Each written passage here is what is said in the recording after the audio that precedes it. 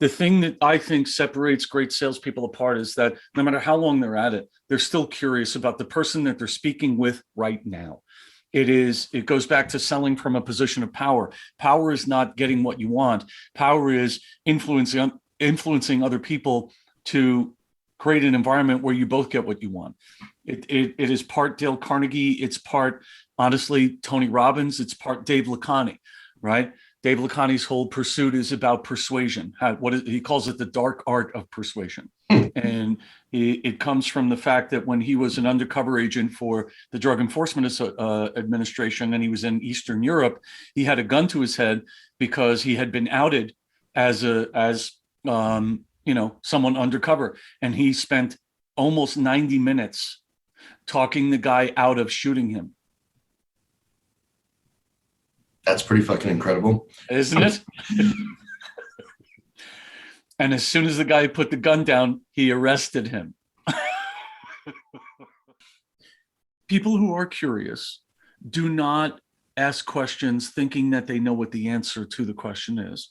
And people who are curious are comfortable asking the exact same question of 100 different people because they know that the answer will somehow be different. There will be a different phrasing. Even, look, when I was building my entire practice in commercial real estate, where I was calling every one of the top 35 companies in North America, I would ask every one of them the same thing.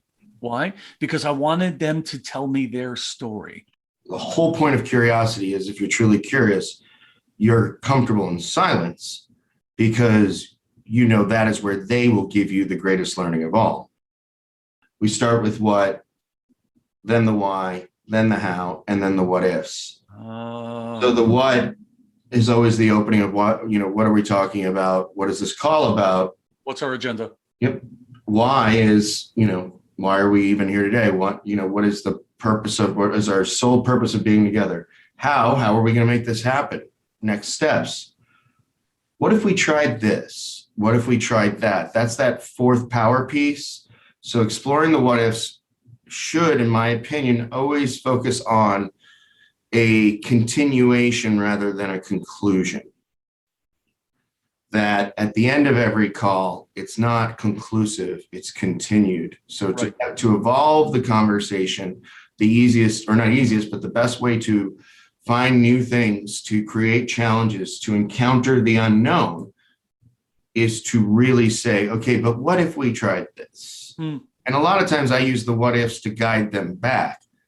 We could go this way or this way. Well, I have to go this way because if I don't get approval here, we're not going to be able to do it.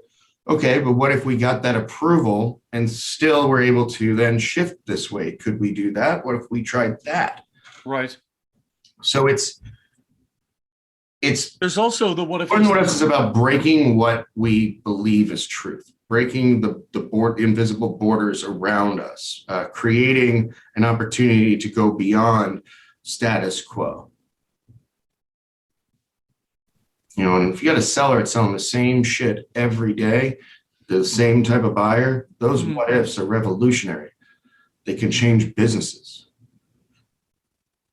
So when somebody at YouTube said, what if we were just a video hosting site and not a dating app? That what if affected the world. Right. Well, that applies to a lot of the startups that turned into monster companies that I've worked with. Yeah. Rent.com started with 8 people who said, what if we could get people to view apartments and apply to rent them using their computer before they even walked in the building, so that when the building manager did a tour, that person was already qualified as a potential renter. That was the what if. Yeah. Yeah. 8 years later, they were sold to eBay for $430 million.